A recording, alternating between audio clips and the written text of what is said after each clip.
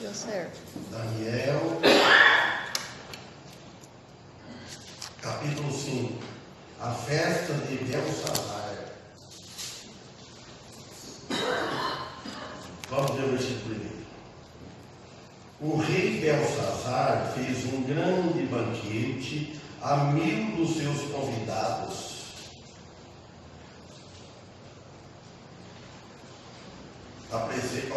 O rei Belsazar fez um grande banquete a 1000 dos seus principais e na presença dos 1000 bebia vinho. Belsazar, quando já havia provado o vinho, mandou que trouxessem os vasos de ouro e de prata, que Nabucodonosor, seu pai, quer dizer, avô, aqui escreveu seu pai, mas Nabucodonosor era avô de Belsazar, que ele havia trazido do templo de Jerusalém, para que bebessem com eles o rei e os seus principais, suas mulheres e as suas concubinas. Então foram postos os vasos de ouro que havia trazido do templo da casa de Deus, que estava em Jerusalém, e beberam com eles o rei e os seus príncipes, as suas mulheres e as suas concubinas.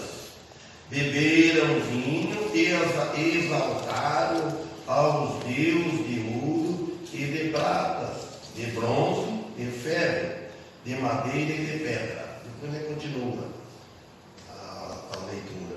Então nós vemos aqui que primeiro que fala que o rei Belsazar fez um grande banquete. O banquete em si não é pecado você banquetear, fazer uma festinha de família, de amigos, não é pecado. Mas dependendo do modo do banquete, para que fim. Então, e esse banquete aqui que ele fez, esse banquete, essa festa, se tornou pecaminoso, esse banquete aqui, ó. Por causa da bebida e do modo da diversão. Viu que aqui tinha vinho, ele fala de vinho.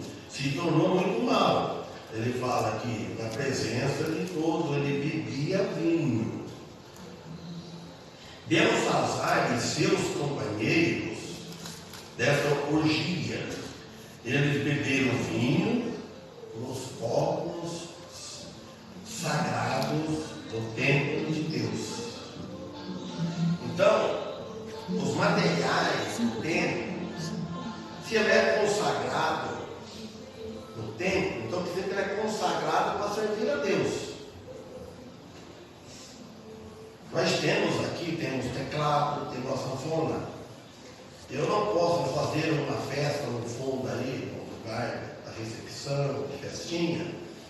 Então, a sanfona, eu pegar a sanfona, eu vou tocar música de baile, virar uma festa, que é a música do mundo que agita a carne.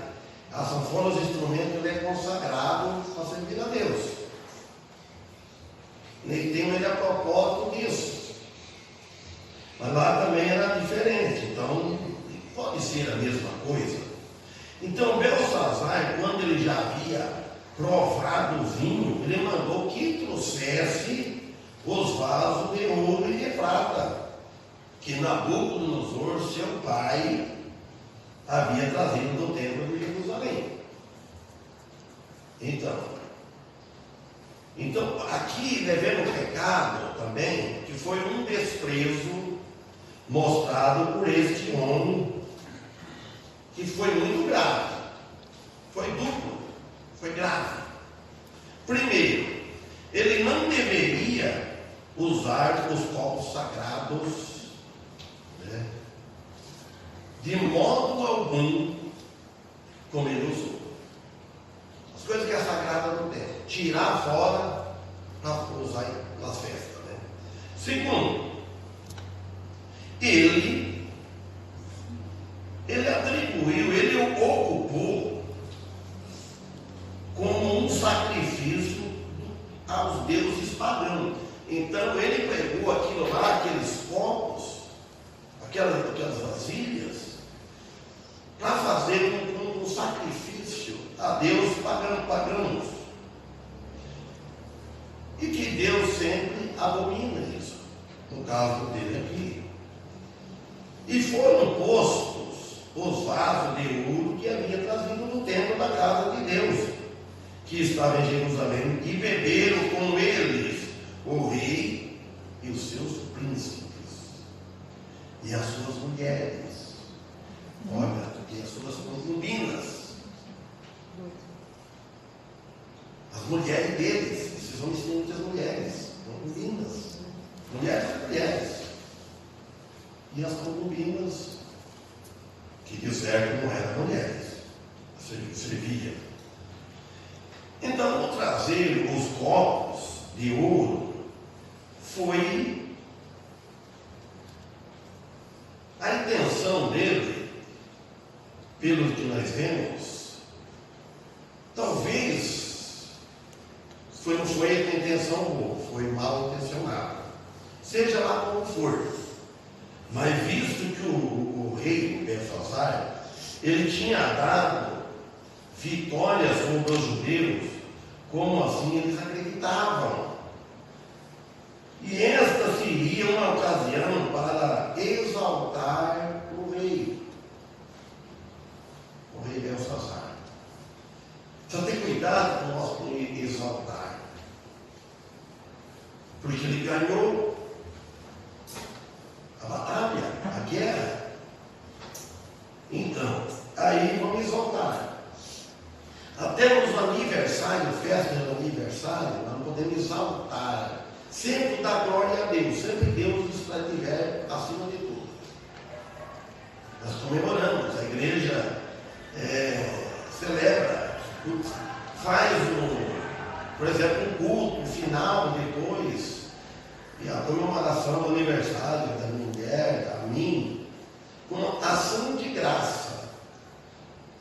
Sempre nós fazemos com ordem, levando a Deus na frente, ou em oração, o qual aqui certamente eles daria vitória sobre os medos e persas. Eles vão ver como vocês acreditaram, eles que tinham ganho a vitória.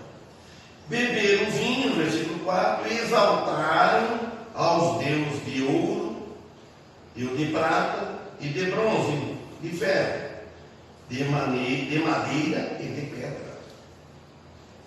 Então, este Deus aos quais eles exaltavam, que eram nada mais deuses das nações, as quais eles tinham conquistado.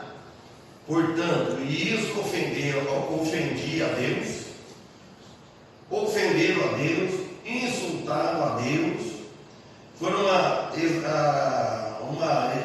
monstruosidade de pecado sem tamanho, de ofensa, sem limites, porque como a atitude que eles tomaram. Agora vamos ver o versículo 5. Olha, se Deus hoje fizesse assim, como Deus fez no passado, os irmãos, às vezes um irmão sai da igreja, ele troca cultos, ou afasta, ele faz tanta coisa que Deus está vendo. Se Deus fizesse na vida do irmão, que Deus não vê isso, pode ser que um dia aconteça, de uma forma discreta, assim, para a pessoa perceber. Olha aqui, ó, naquela mesma hora apareceram uns dedos de mão de homem e escrevia diante do castiçal sobre o reboco da parede do palácio real. E o rei via a parte da mão que escrevia.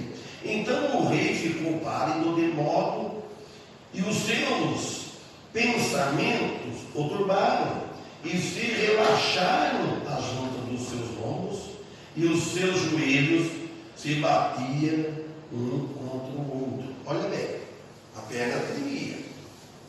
Você imagina na festa dele, ele olhou e viu aquele dedo escrevendo, aquela mão, aqui fala, naquela mesma hora, olha, Deus apareceu na hora. Deus. Por isso que eu falo, e se Deus fizesse isso, quando um irmão, um cristão, provoca Deus, abandona a igreja, vai outras coisas, e Deus fizesse algo na vida dele. Então, esta mão que escreveu, mão de quem que era? Eu falei, a mão de Deus, né? É a mesma mão, o mesmo dedo, que lá em Êxodo 34, que escreveu nas duas planchas de pedra. Até no Êxodo 34, lá que Moisés quebrou, e Deus escreveu de novo. Então, e também, o mesmo dedo que escreveu, aqui que está falando, é o mesmo dedo que escreveu lá em João capítulo 5, capítulo 8, né, versículo 6, da mulher que estava sendo acusada, pegada no ato da adultério. Aquele dedo que se via na areia, Jesus, que Jesus é Deus. Então é o mesmo. Então aqui nós vemos que os seus joelhos se batiam um contra o outro. Aqui nós vemos também, mostra, agora bem sóbrio, mas ele atemorizado de medo. Então o rei ficou pálido, fala aqui no versículo 6, de medo. E os seus pensamentos ficaram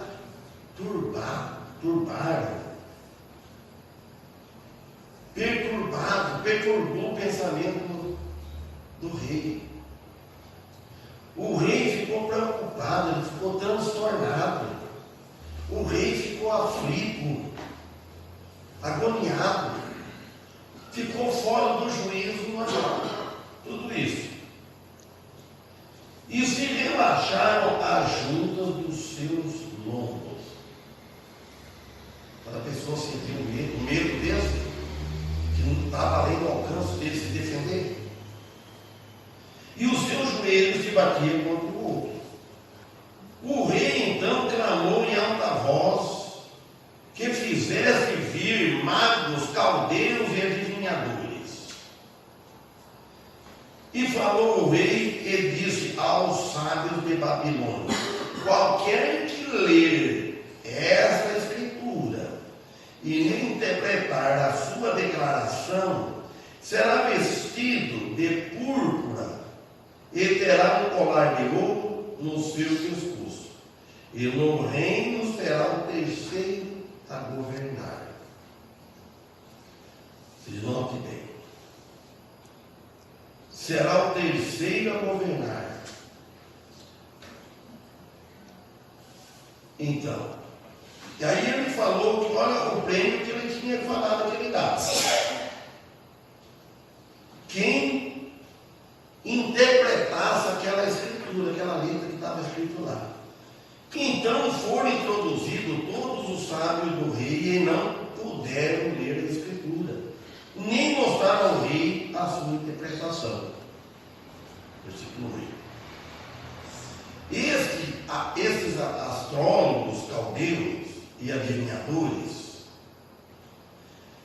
não serão nada mais úteis do que eles tinham sido ao seu avô, Nabucodonosor. Qualquer que ler essas escrituras parece provar que o idioma não era caldeu e nem sequer hebreu, senão ele tinha lido.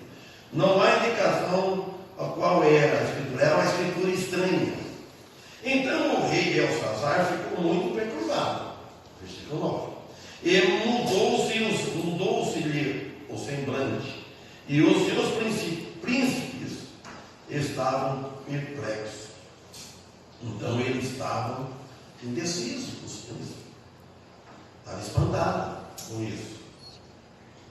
E perplexo também se refere a um tremendo medo. que resultou numa tremedeira. Uma tremedeira incontrolável. Quando a pessoa passa um susto, fica com medo, ele fica com uma tremedeira, uma coisa que não se controla. O seu corpo. E também, ele perdeu as funções todas do corpo. O medo faz tudo e muito mais. Agora o versículo 10.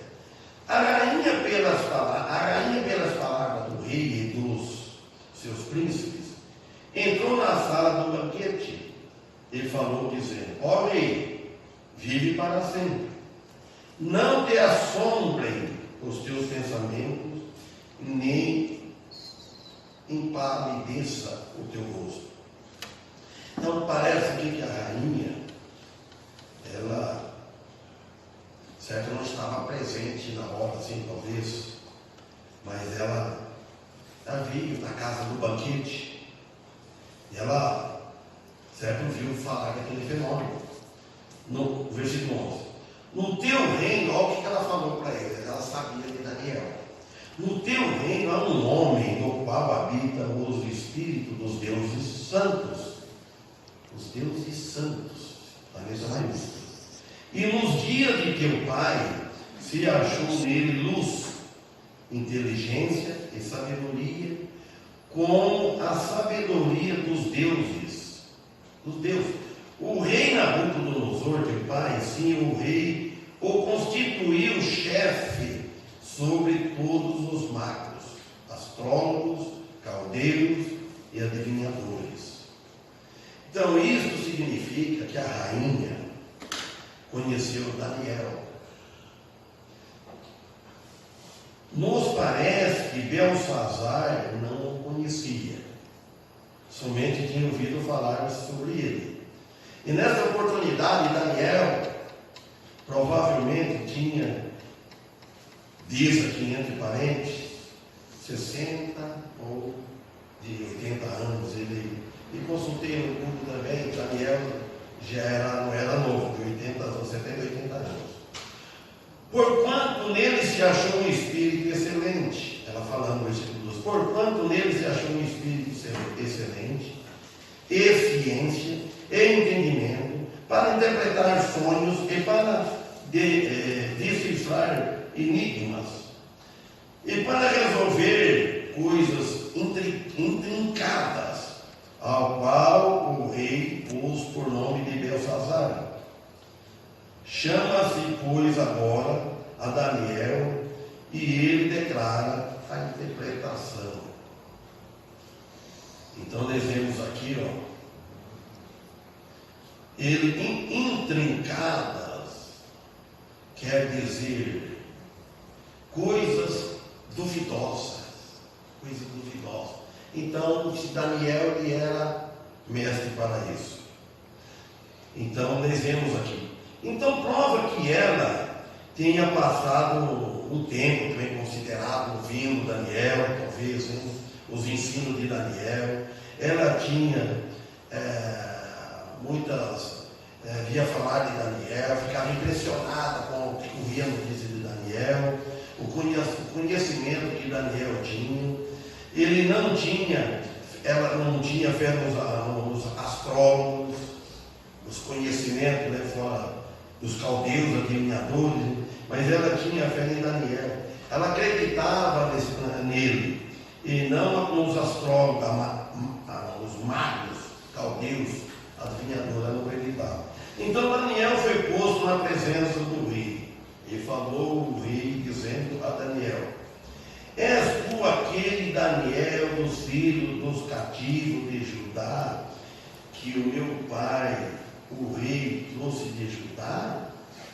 Então mostra que um rei caído, procurando a ajuda de Deus. Agora, como último recurso, se ele procurasse a ajuda de Deus, no primeiro recurso, ele não tinha errado. Ele não viu que não deu jeito, ele errou, ofendeu a Deus, atrapalhou tudo, aí procura Deus. E assim como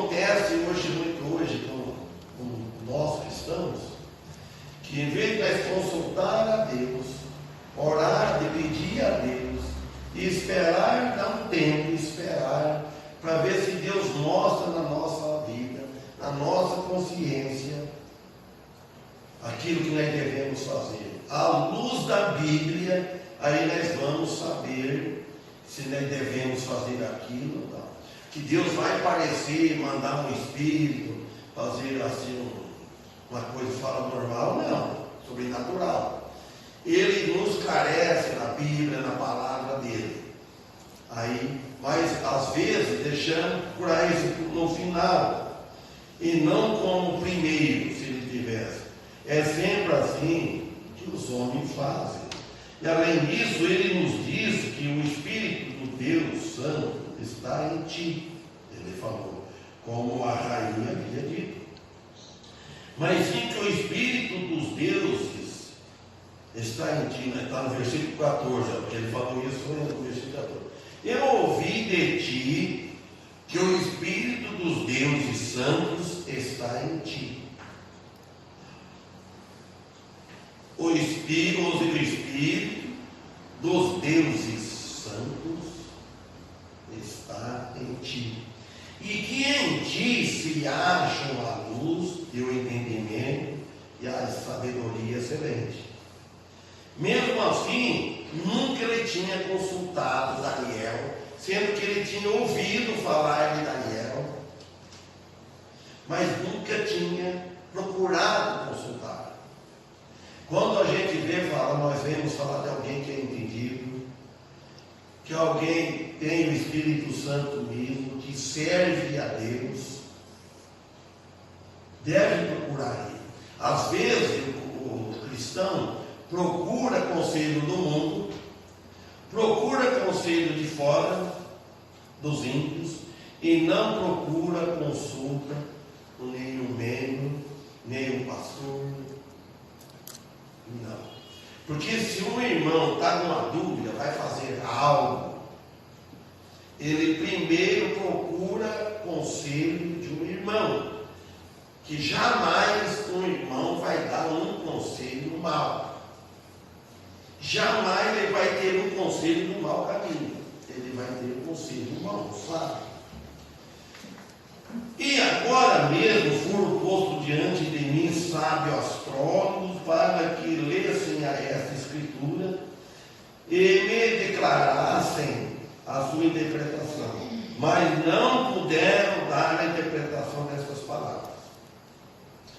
Eles não puderam dar a interpretação dessas palavras e nem pouco pode dar, porque na realidade as escrituras na parede ela é clara, ela é aparente para todo o mundo, mas agora são poucos, como nesse tempo, que pode dar a interpretação das palavras.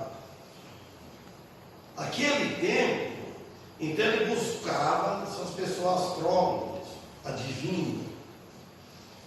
E no caso que buscaram Daniel, porque Daniel, ele tinha uma sabedoria, um conhecimento do alto, porque Deus falava para ele. Deus guiava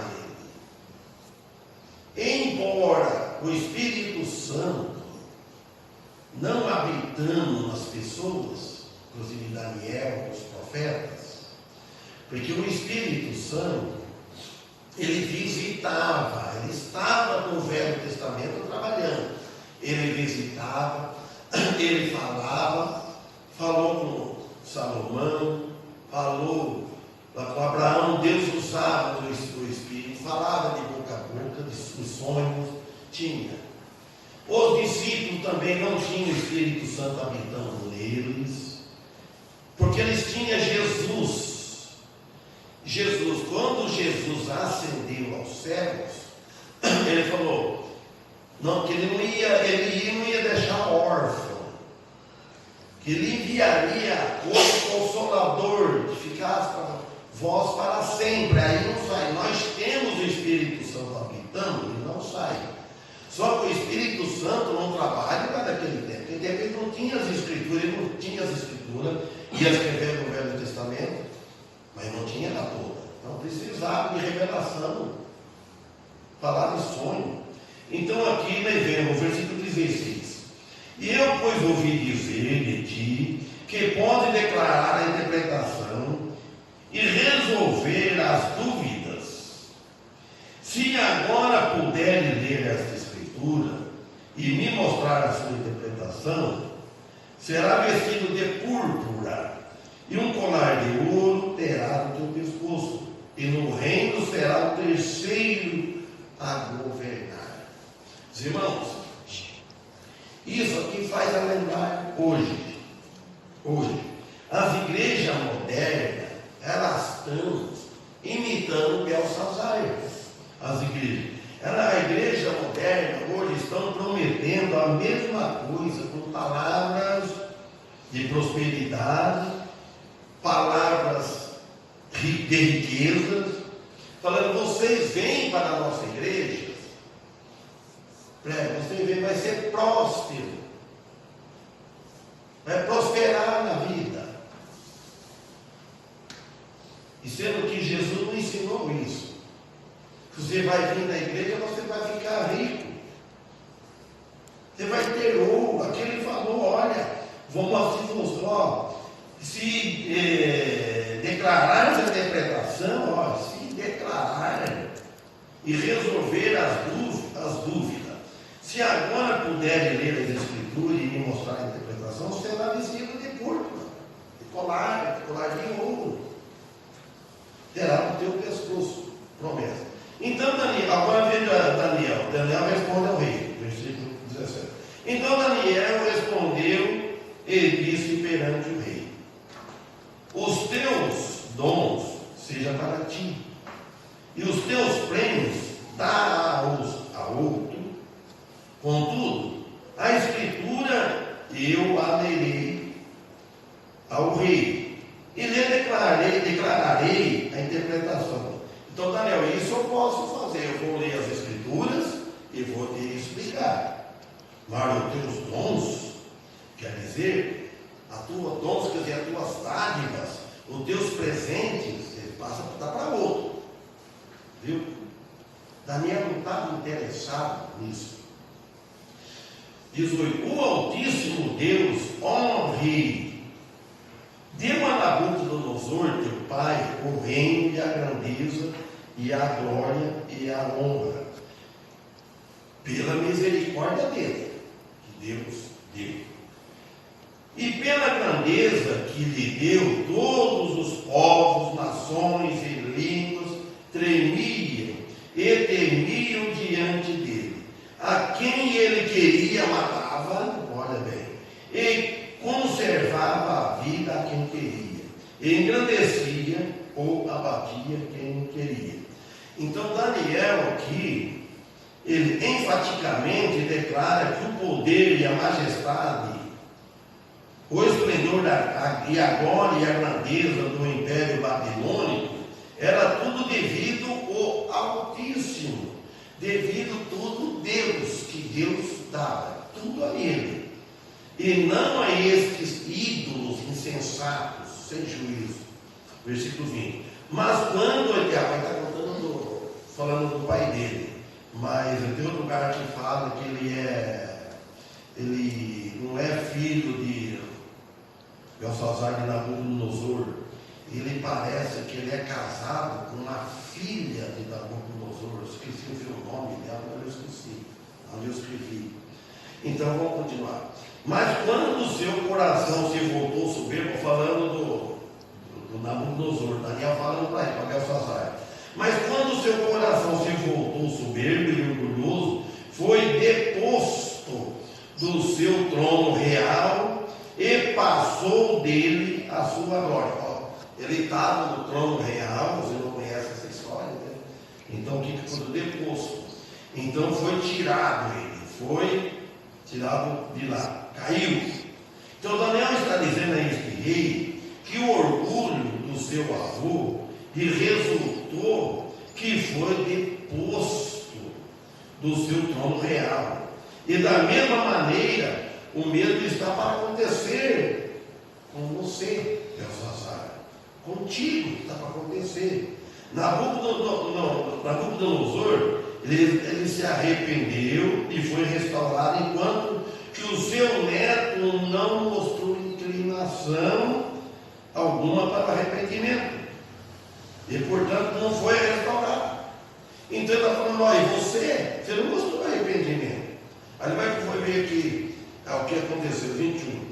Falando de Nabucodonosor. E foi tirado dentre os filhos dos homens, e o seu coração foi feito semelhante ao dos animais, e com os jumentos monteses foi sua morada. E a erva fizeram-no comer como os bois, e o seu corpo foi molhado como o orvalho do céu, até que ficou conhecendo que o Altíssimo Deus tem domínio sobre o reino dos homens, e o que constitui sobre ele a quem quiser. Você vê que Nabucodonosor, se Deus fizesse isso hoje, irmãos, o que acontecia no mundo? Se fizesse essa coisa de coronavírus, olha o que está acontecendo. Acontecesse isso com o filho dele, que enchesse de orgulho, Deus fizesse virar um boi, um animal, fez Nabucodonosor, o rei, era um rei, foi tirado dentro dos filhos dos homens, foi tirado da humanidade dos filhos dos homens. O seu coração foi feito semelhante dos animais. Você imagina só, foi com animais. Quer dizer, ele perdeu todo o sentido, não era bom. E com os jumentos, junto dos jumentos, monteiros, foi sua morada. E a erva fizeram no comitê, ele comia, alimentava de capim, de erva. Como os bois comia, ele pastava. E o seu corpo molhado como orvalho. Aqui, eles não tem casa, né? Então no pasto, pastando, dá o orvalho, molha tudo. Ele falando, isso aconteceu. Um orvalho do céu, até que ficou conhecendo que o Altíssimo Deus tem domínio sobre o reino dos homens. Aí que conheceu, Deus tem domínio sobre o reino dos homens e que constitui. Deus levanta, Deus abate. Deus dá, Deus tira. Sobre quem Ele que quiser. Então Daniel, de poder penetrante, olha a palavra, não era Daniel que era poderoso, a palavra dele foi uma coisa que ele penetrou a espada, como que ele desse um empurrão da espada, a espada do Espírito Santo. A palavra de Deus, ela é a espada, como a espada que corta dos dois fios, dos dois gumes, dos dois lados. Ela entra, a palavra no coração e na consciência do rei. Ela entrou na consciência do rei. Aí então, e tu, Belsazar, que és teu filho, não humilhasse o teu coração, ainda que sabendo de tudo isso. Ao saber de tudo isso, e não humilhou teu coração, embora soubesse de tudo isso, se não humilhou. Pelo contrário, contra o Senhor dos céus tem te levantado, pois fizeste trazer diante de ti os vasos da casa dele, olha, chamando a atenção, e tu e os teus príncipes, olha, falando aqui no versículo 23, e as tuas mulheres, que ele não tinha uma só, e as tuas concubinas, beberam vinho neles. Parecia que não era nada que ele estava fazendo. Como é que foi? Além disso, aos deuses de prata e de ouro, de bronze, de ferro, de madeira e de pedra, que não veem, nem ouvem, nem sabem destes louvores, mas ao Deus em cuja mão está a tua vida e de quem são todos os teus caminhos, nunca ao rastro. Então, tudo que você fez, você